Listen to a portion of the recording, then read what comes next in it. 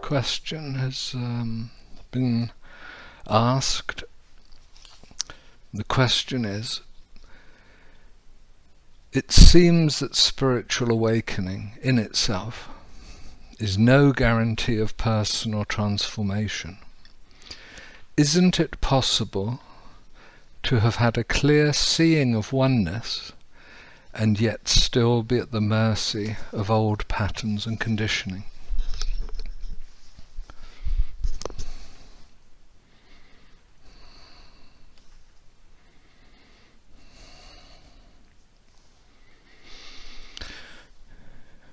Yes, it is possible. It's more than possible. It's commonly the case.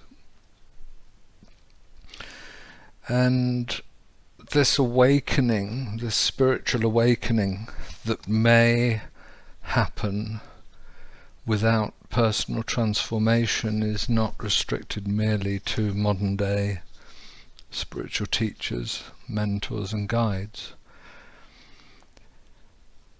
I think when we look back over the lives of spiritual teachers and masters from the last century, the century before and back into antiquity, sometimes, if not very often, we're able to detect, or we may see quite flagrantly, manifestations of personality which seem to belie, if not spiritual awakening, then certainly personal transformation in any complete way. Now obviously I'm going to say a little bit about the 3 stages of awakening in sacred attention teachings, because it's exactly this that is addressed in the 3 stages of awakening. Awakening in and of itself may spiritually be timeless, outside of time, in the realms of eternity. But as I often say by way of a teaching metaphor, if you're building a house, you start with a good foundation. A good foundation is the healing and the resolution of your personal psychology. Not because there's anything wrong or of necessity needs to be healed in being a human being as such, but simply because human beings are inclined to dwell in the past and to move and feel and behave in patterns that are based on the past. The result of that is anxiety and fear about the future as a direct reflection. And of course, in a state of fear, you're able to repel the truth of spiritual insight and awakening on the spiritual levels. So for these and many other things, and many other benefits and blossoming of humanity in its true nature, we say in the work that I do that you begin with the individual psychology, because it is remedial, because it's anachronistic. This all means it pertains to the past, its experiences in the past, and it need not, and it should not, and it cannot, if you are to fulfill your potential, your capacity, and your destiny, be allowed to carry on presiding over your life. It will not lead to fulfillment of any kind. So let's return to the question. It seems spiritual awakening in itself is no guarantee of personal transformation. Isn't it possible to have had a clear seeing of oneness and yet still be at the mercy of old patterns and conditioning?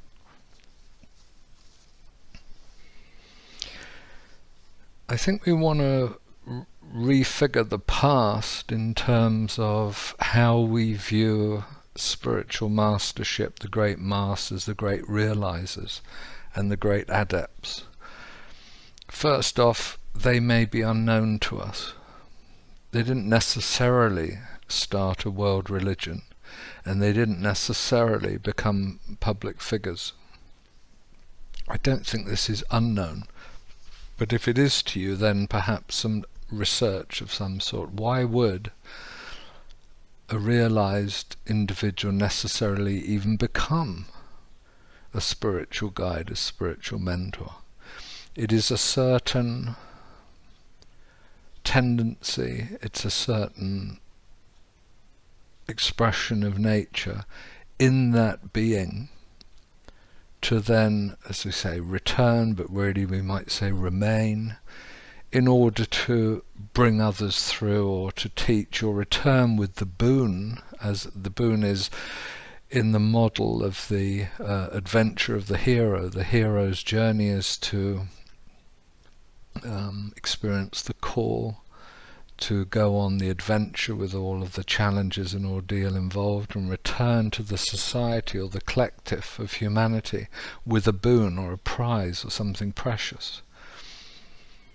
Well, it may be that that boon, that something precious, is not a public event. It may be that that boon is something that is quietly lived out, that is quietly communed with.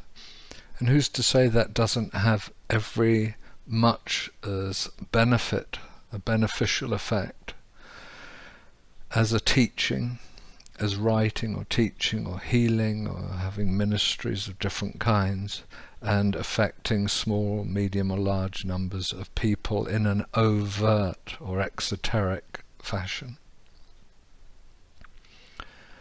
Not all spiritual realizers or adepts are teachers or spiritual masters. They may merely be self-realizers and of enormous benefit to humanity. Furthermore, those who we view with the benefit of hindsight in an historical perspective may be romanticized or seen out of all proportion. I've had the experience in the last few years, maybe you have it too, if you look deeply into the lives of some of the great psychologists, for example, or spiritual teachers, masters even, and those who've been involved in esoterica, the psychospiritual journey, religion, meditation. For some of these figures it's well known there are grave drawbacks in terms of character, in terms of interaction, in terms of what clandestinely they perhaps seem to be involved in. But all it shows us ultimately is we know somewhat, we don't know everything, and then we do our research to find out, and we find, at least I have found so often, that the spiritual realizer is still captured by the personality and the defensive character, which leads to some of the obvious human traps of power or lust or greed or one or other of these. Does that in and of itself discredit the spiritual transformation or the awakening of that person? It doesn't actually, any more than the building you build on a weak foundation is necessarily a bad building. It doesn't follow because the foundation you build is honeycomb that the edifice you build on it is weak and not strong. It does mean, however, that it would be unwise to build a solid structure on a loose or weak foundation.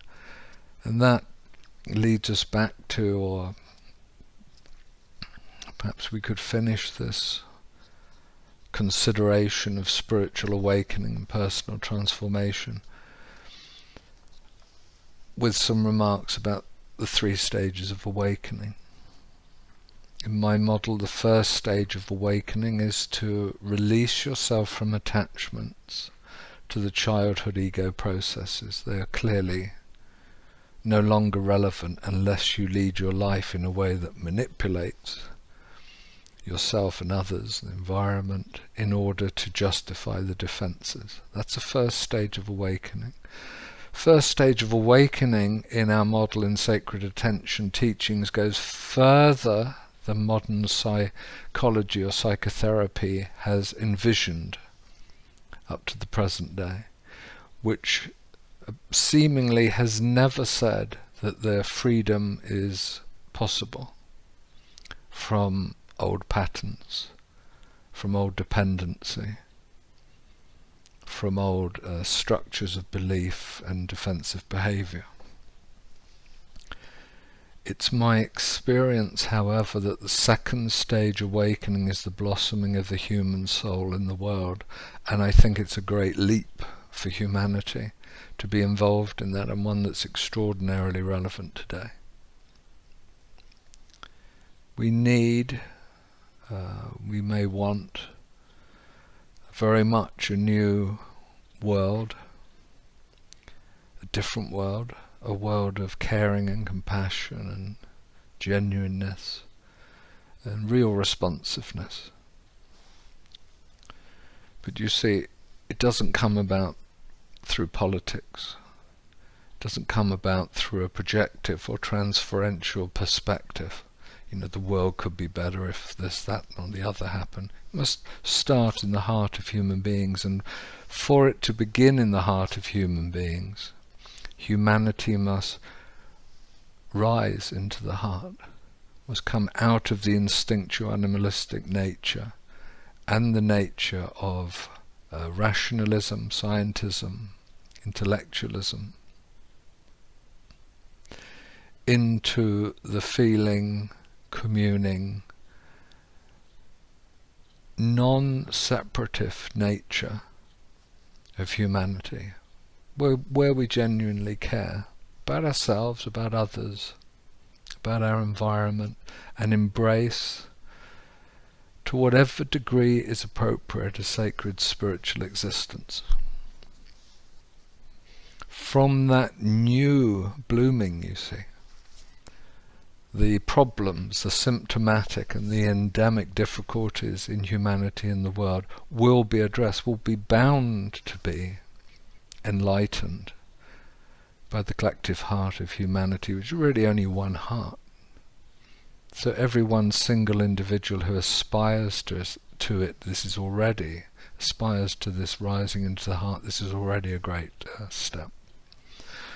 Toward the end of second stage awakening in my model, in the Sacred Attention Therapy model, is the period of spiritual preparation. There's much to say about this, but in summary, spiritual preparation is about revisioning everything you've experienced or you see as the world in a new way. You have to entirely take your perceptions, any assumptions and expectations about life through the cleaners. It has to go and be recast in a completely new way through contemplation, meditation, other spiritual practices, in order to bring a pristine vehicle to the spiritual endeavor.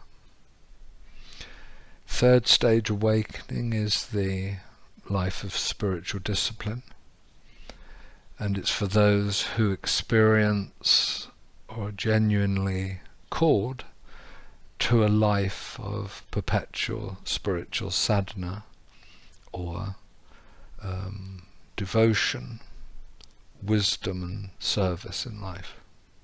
So these are the 3 stages. A very brief summary.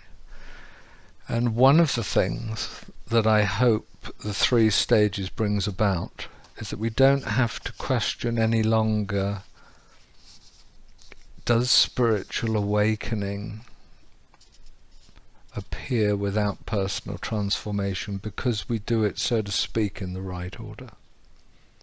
We've learnt a lot, or we could, or we should, or perhaps we will be seen now to have learnt a lot from the last few thousand years of the perennial philosophy or the great tradition of humankind. Can we have learned that so often spiritual realizers have not experienced personal transformation, and that particularly in the present era, the beginning of the 21st century, where spiritual teaching seems to be so commonplace, it would seem we have so many teachers of spirituality and the relationship to the divine, that it is important, if not imperative, crucial, that we understand the relation of psychology to spirituality. Thank you for your question. What seems to you to be the case, I think is absolutely the case, but not only that, spiritual awakening is no guarantee of personal transformation. If you or others listening are spiritual students, I strongly encourage you to work with your psychology, to allow yourself to transcend not your humanness, but your attachment to your child heart. It is absolutely necessary that the childhood heart of dependency, reaction, and defensiveness is shed in order to embark authentically on the spiritual journey.